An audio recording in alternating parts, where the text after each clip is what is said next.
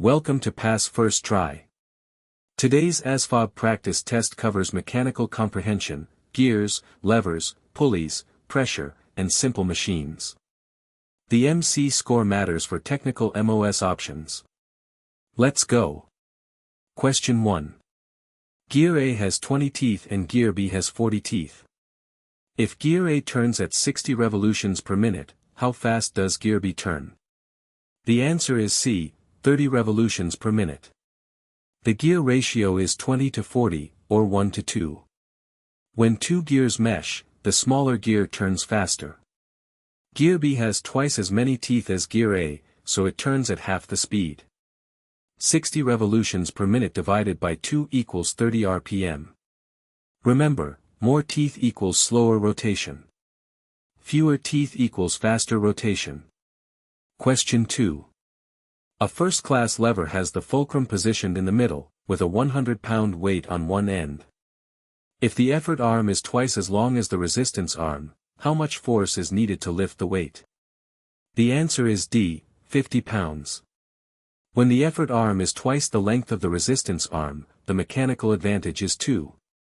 You need half the force to lift the weight. Force needed equals the load divided by the mechanical advantage.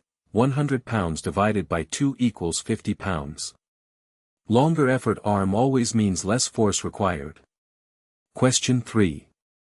A fixed pulley is used to lift a 200-pound box. Ignoring friction, how much force must be applied to the rope? The answer is C, 200 pounds. A single fixed pulley does not reduce the force required, it only changes the direction of the force. You still pull with 200 pounds of force, but you pull downward instead of lifting upward, which is more comfortable. A movable pulley is what reduces the required force, cutting it in half. Question 4. If you push on one end of a fluid-filled tube, what happens to the pressure on the other end? The answer is C, the pressure is transmitted equally throughout the fluid. This is Pascal's law, which is the principle behind hydraulic systems. When you apply pressure to a confined fluid, that pressure is transmitted equally in all directions. This is how car brakes work, you press the pedal and the pressure travels through brake fluid to all 4 wheel cylinders equally. Question 5. An inclined plane, a ramp, allows you to move a heavy object to a higher position using less force.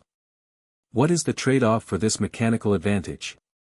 The answer is A, you must move the object a longer distance. This is the fundamental principle of all simple machines, you cannot get something for nothing. You can reduce the force required, but the work, force times distance, stays the same. A longer, gentler ramp requires less force but more travel distance. A steeper ramp is shorter but requires more force. Mechanical comprehension set 1 complete.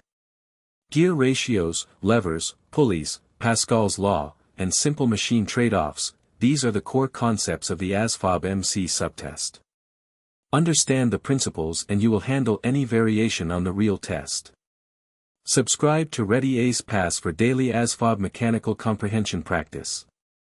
New questions every day on gears, levers, and simple machines. Study smart and pass first try.